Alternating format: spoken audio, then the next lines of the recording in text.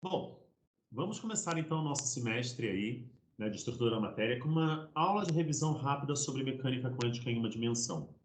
Tá?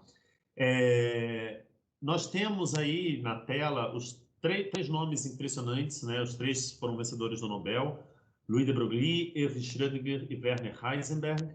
Né? O Louis de Broglie ganhou o Nobel em 1929 pela descoberta da natureza ondulatória dos elétrons.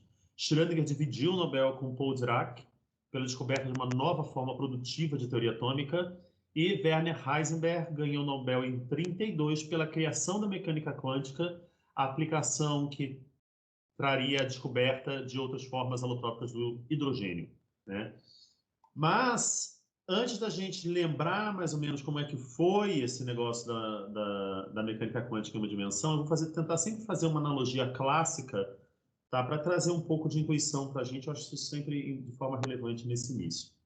Então, considere que você tem uma partícula de massa m se movendo sob a ação de um potencial v de x. Certo? Isso aqui é o que vocês viram lá, por exemplo, em Física 1.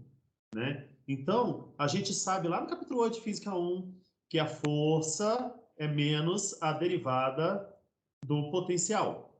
Certo? E aí, se eu tenho a força, eu posso pegar força igual a massa vezes aceleração, né? Lembrando, a aceleração é a segunda derivada da posição em relação ao tempo, e aí eu com essa equação diferencial ordinária, para qualquer v de x, eu consigo determinar minha trajetória x de t. Então, se eu pego um potencial, que é um potencial harmônico tipo esse aqui, ó, v de x igual a meio de kx, de kx quadrado, eu tenho a força aqui que vocês lembram bem, é a minha lei de Hooke. Força é igual a menos uma constante vezes a posição. Você tem m igual a d2x dt2, e que se você tem as condições iniciais, x de 0 igual a x0 e v de 0 dx0 dx de 0 dt, você determina todas, você pode prever qualquer variável dinâmica do seu sistema. O que eu quero dizer com isso? Todas as variáveis dinâmicas para a gente que interessa, tudo que a gente vai conseguir medir. É o momento angular, é a energia, é o momento linear. Então você consegue determinar tudo isso sabendo a velocidade e a posição a todo instante de tempo. Tá? Então, se você consegue descrever toda e qualquer variável dinâmica que você mediria a partir de x de t e a partir de v de t, a gente tem que o estado da partícula ele é determinado, ele é caracterizado pelo seu x de t e pelo seu v de t. Isso daqui é extremamente importante da gente ter noção, certo? Agora, quando a gente vai para um mundo muito pequenininho lá da mecânica quântica, isso já não acontece. Por que isso não acontece no mundo muito, muito pequeno da mecânica quântica? Porque os átomos, os elétrons, o próton, os prótons, eles são muito leves. Então, quando o ato de você observar a posição já vai alterar a velocidade. O ato de você querer medir a velocidade já vai alterar a posição da sua partícula. E assim, altera de uma forma absolutamente imprevisível. Então, você não tem como saber os dois ao mesmo tempo. Então, no mundo microscópico, a gente não tem, em particular nesse caso, você não tem como saber a posição e o momento ao mesmo tempo. Você não tem como saber o estado clássico da minha partícula aqui ao mesmo tempo na mecânica quântica. Tá? Então, isso dificulta um pouco a nossa vida. Que se na mecânica clássica a posição e o momento fazia com que a gente determinasse todas as variáveis mecânicas, as variáveis dinâmicas, perdão, agora que a gente vai para a mecânica quântica, que a gente vai para esse mundo do muito pequeno, a gente não consegue saber ao mesmo tempo a posição e a velocidade. Isso significa que a gente não tem como determinar o estado de uma partícula? Não. A gente determina o estado de uma partícula, mas usando um outro objeto matemático, que é a nossa função de onda. Então, a gente vai fazer aí um caminho do clássico para o quântico, certo? Então, se na mecânica clássica, aqui embaixo, se na mecânica clássica você tem que o estado de uma partícula é dado pela sua posição e pelo seu momento, na mecânica quântica, o estado de uma partícula ele vai ser dado por uma função de onda. Assim. Nossa, ficou feio, né? Deixa eu apagar.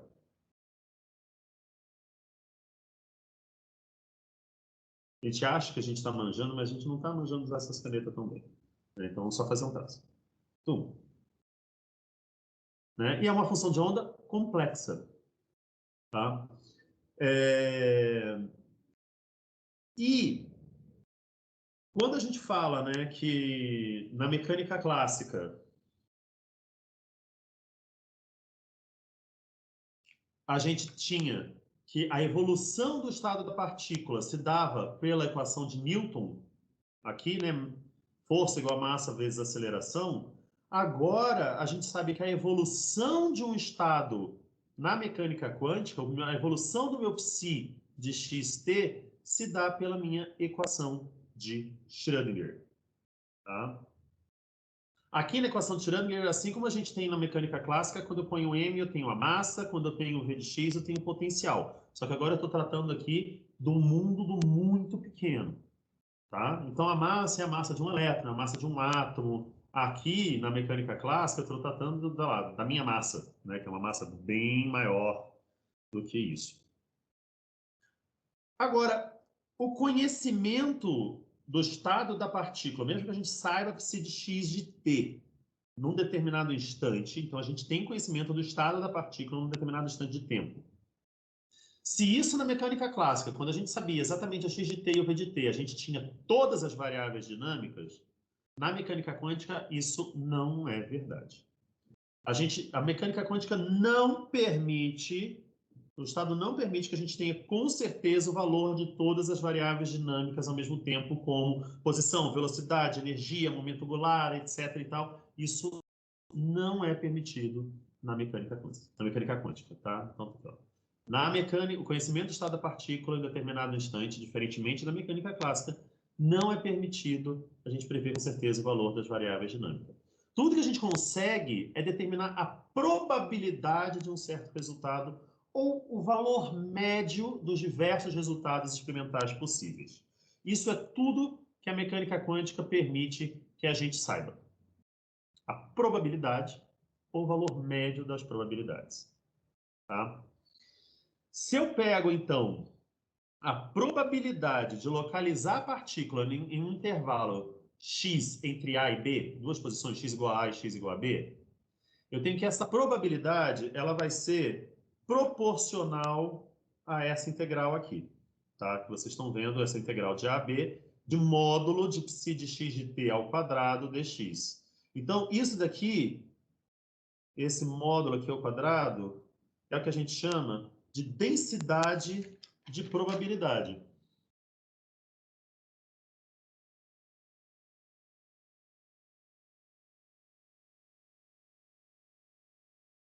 Densidade de... Olha que letra linda, gente. Probabilidade. Pronto. Maravilhoso. Não sei porque ela sai tremida quando eu ponho assim, ela geralmente não sai tremida do outro jeito, mas tudo bem. Tá? Agora, por que eu falo que ela é proporcional? Porque a probabilidade tem que ser um valor máximo igual a 1. Então, quando é que essa probabilidade vai dar igual a 1? Né? Densidade de probabilidade associada à medida de posição. Então, quando é que eu vou saber exatamente que a probabilidade é igual a 1? Bom, se eu tenho uma partícula, se essa partícula existe, se eu integrar esse negócio não entre A e B, mas procurar a probabilidade de encontrar essa partícula em qualquer lugar do espaço, ou seja, vou pegar A de menos infinito até mais infinito. Bom, aí essa probabilidade tem que ser igual a 1. Tá? Então, o que a gente faz para transformar isso exatamente numa probabilidade, para isso ser igual, a gente tem que normalizar a função de onda. Se isso daqui acontece, se a probabilidade no espaço inteiro... Errou! Pois é, gente, só aqui interrompendo a minha própria aula, porque eu cometi um erro e eu não vi isso na hora, eu acabei vendo depois na expressão seguinte, porque eu devo ter dado um Ctrl+C, Ctrl+V, mas eu não vi isso na hora, tá? Se vocês olharem aqui, tem um pequeno errinho, porque esse quadrado não é aqui, ele é aqui. Foi mal. É igual a 1, de contrapartícula é igual a 1, a gente fala que a função de onda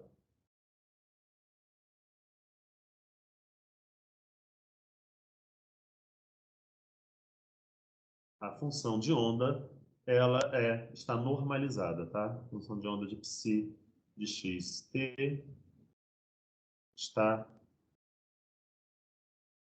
normalizada.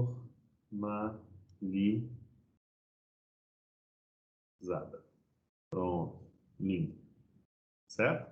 Aí sim, para uma função de onda normalizada, a gente tem que a probabilidade de encontrar a partícula entre A e B é exatamente igual à integral entre A e B. Opa, aqui tem um errinho. Errou! Olha só. E aqui veio com um erro. Isso aqui está errado. Por isso que é bom a gente fazer aula. Isso aqui não é aqui. No módulo de psi de xt ao quadrado dx entre A e B. Tá?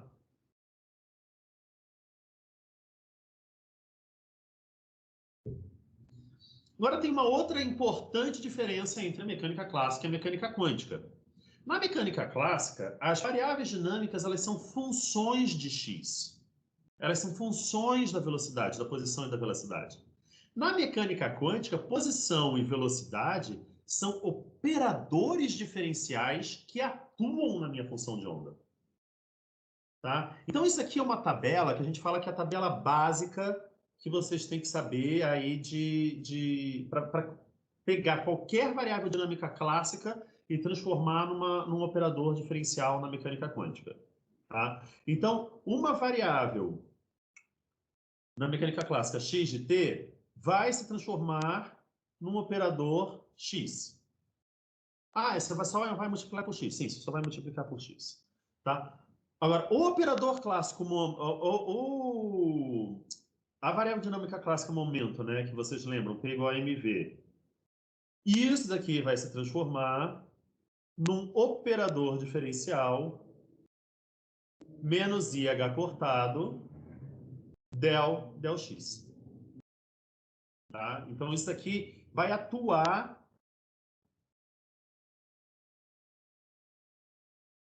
na função de onda.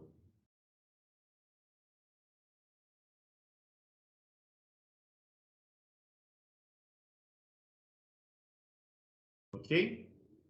Bom,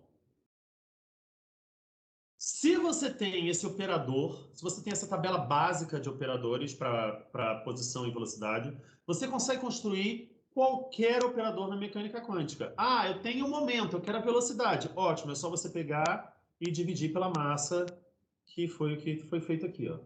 A gente só dividiu pela massa o operador momento para achar a velocidade. Ah, e a energia, né? Ah, eu peguei energia, tenho que energia é 1/2 de mv ao quadrado na mecânica clássica, mais o meu potencial v de x. Ah, na mecânica quântica, eu tenho aqui o meu operador energia cinética, certo? Mais o meu potencial. Notem, esse operador aqui, que é o que a gente conhece como, vocês conheceram como operador hamiltoniano, é o operador que está aqui no lado esquerdo da equação de Schrödinger. Ó. É esse cara daqui. Percebe? Então tá bom. Tá atuando na minha função de onda. Em geral, quando você tem um operador que atua numa função de onda, ela não necessariamente vai gerar a mesma função de onda. Então vamos pegar o caso aqui da minha função de onda, psi de x igual a seno de kx, certo?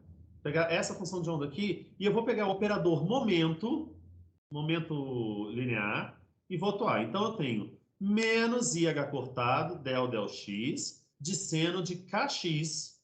Então, se você vai derivar o seno de x em termos de x, então o k vem aqui para fora e o seno vira um cosseno.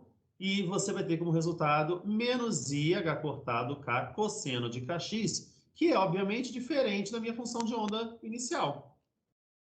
Ou seja, um operador diferencial atuando na sua função de onda não necessariamente vai te dar a mesma função de onda de antes. Mas há casos, há um grupo específico de funções de onda que quando esse operador atua nessa função de onda, vai dar um número, uma constante, vezes a minha função de onda original. Certo? Então, vamos ver de novo a mesma coisa, o operador momento, só que ele vai atuar agora numa função de onda do tipo E elevado a IKX. Certo? Então, eu tenho aqui, ó, essa função de onda aqui, bem tranquilo. Eu vou agora aplicar a derivada, vou pegar a derivada de del x, então esse k vai cair para cá e vai ter e elevado a i kx. Note que isso daqui, esse cara aqui, é exatamente o meu psi de x, certo? E isso daqui, vou até trocar de cor para vocês verem melhor. E isso daqui é um número. Então, o operador momento, tá? Que eu vou chamar aqui de P chapéu para a gente saber que é um operador, tá? Que é menos I H cortado del x. Se eu pego esse operador e aplico nessa função, vai dar um número vezes a própria função.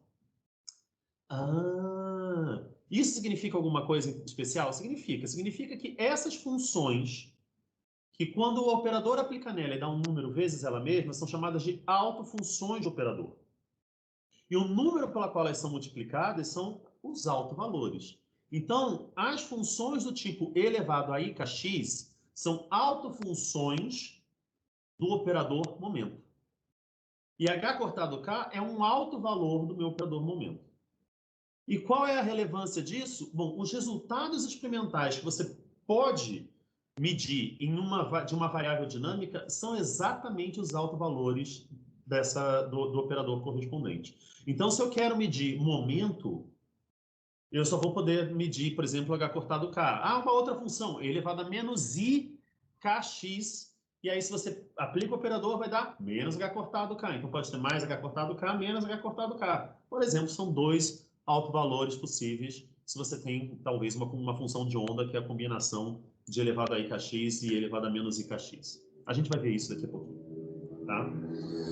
E se um operador tiver um conjunto discreto de autovalores, aí você só vai poder encontrar, em uma medida, esses valores discretos específicos, tá? Daí vem o tal de quântico da mecânica quântica, por causa dos valores discretos, são esses quantazinhos, tá? Agora, você tem, por exemplo, uma função que ela não é uma autofunção do meu operador. Putz, grilo. Aí, o seu sistema está dado por essa função.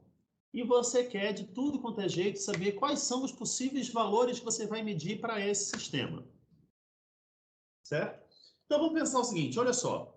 O seno de Kx, ele não é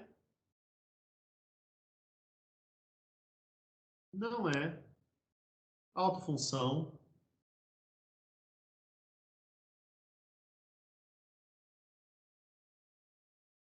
do meu operador momento. Mas o que eu posso fazer? Eu posso escrever o estado como uma combinação linear de autofunções do operador que será medido. Seno de Kx não é, mas elevado a IKX é, e elevado a menos IKX também é. Os dois são autofunções do operador P. E eu posso escrever meu seno de Kx como sendo essa combinação, olha que lindo, como sendo essa combinação desses dois caras. Ah. E aí eu posso pensar assim, bom, mas se eu pego, então, meu operador momento e aplico em elevado a IKX, eu tenho H cortado K elevado a IKX. Se eu pego meu operador P, aplico em E elevado a menos IKX, eu tenho menos H cortado K elevado a menos IKX. Então eu tenho combinação, eu escrevi meu seno de Kx, que não é autofunção de P, como funções que são autofunções de P, uma combinação linear dessas funções. E se eu pego e aplico em cada uma dessas funções, eu tenho como autovalor H cortado K ou menos H cortado K. Isso significa basicamente que em uma medida, se a gente for fazer uma medida do operador momento de seno de Kx, ou eu vou encontrar H cortado K, ou eu vou encontrar menos H cortado K. Esses são os dois valores possíveis para a minha medida, se a minha função de onda é descrita por esse seno de Kx. Certo? Desculpa, eu vou tremendo aí a câmera, vocês... Né? Ó, eu paro, desculpa. Bom, a probabilidade... Aí eu falo assim, tá, mas qual é a probabilidade de encontrar esse mais H cortado K ou encontrar menos H cortado K? Bom, aí isso está relacionado ao módulo do quadrado do coeficiente que multiplica cada autofunção. No caso aqui, você tem os dois sendo multiplicados. Opa, deixa eu apagar ali rapidinho.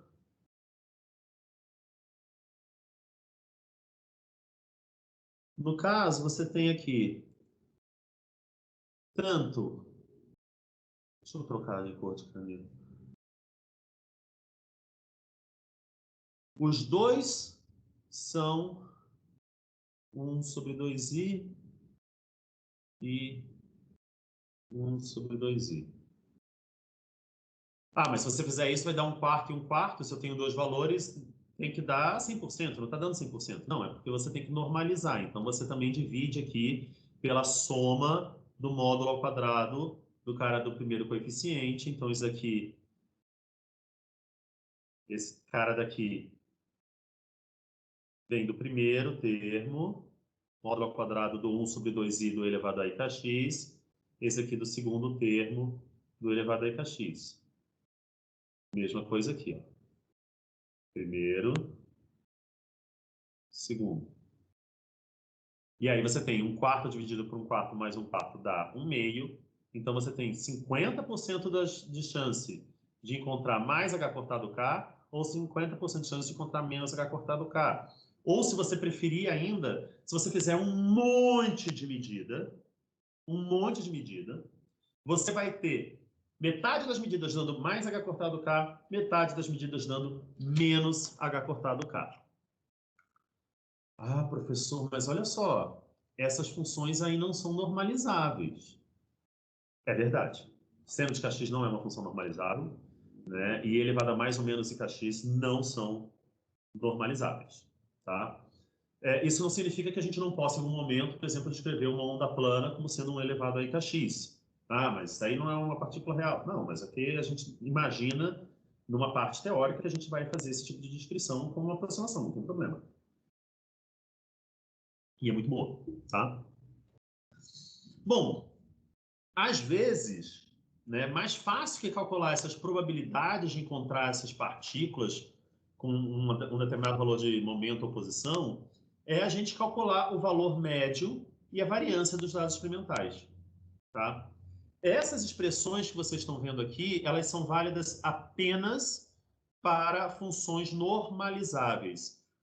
Na aula de quinta-feira, eu vou resolver um exercício com vocês sobre valor médio, variância e tal, quando não é uma função normalizável. Mas essa daqui é para funções normalizáveis, tá? E aí você tem, basicamente, se a função está normalizada, a gente não precisa dessa parte aqui de baixo, né? Se a gente tem a função normalizada, a gente sabe que isso aqui é igual a 1. Se de xt estiver normalizado. Se não tiver, a gente põe ali embaixo, né? Porque aí você está fazendo a normalização. E aí, quando, por exemplo, o valor médio, eu tenho psi estrela de xt, o operador, psi de xt dx. Ah, o que significa isso, professor? Significa que se, por exemplo, eu fosse calcular o valor médio de x da posição, eu teria a integral de menos infinito até mais infinito de psi estrela de x t x psi de x t dx, isso aqui dividido pela integral de menos infinito até mais infinito de psi estrela de xt, psi de xt dx. E aí eu calculo o valor médio do meu operador momento. Ah, eu não quero do meu operador momento, não, do meu operador posição. Ah, eu não quero do momento, da posição, eu quero do momento. Então vou tirar aqui, deixa eu apagar isso aqui para ficar mais fácil, porque vai fazer zona, tá? Então vamos lá escrever de novo, a nossa canetinha azul. Aí eu vou vir aqui, e aí eu vou colocar aqui dentro, se eu quero do operador momento, eu tenho que vir aqui dentro e escrever menos IH cortado, del x, de psi de x e dx. Então, e aqui eu quero colocar eu tenho que calcular o valor médio do operador ao quadrado. Então aqui você vai colocar, se é de x, você vai colocar x ao quadrado. Se é do momento ao quadrado, você vai colocar esse cara daqui ao quadrado. Aí você calcula o valor médio e aí você pega a variância, que é o valor médio do operador ao quadrado, menos o quadrado do valor médio do operador.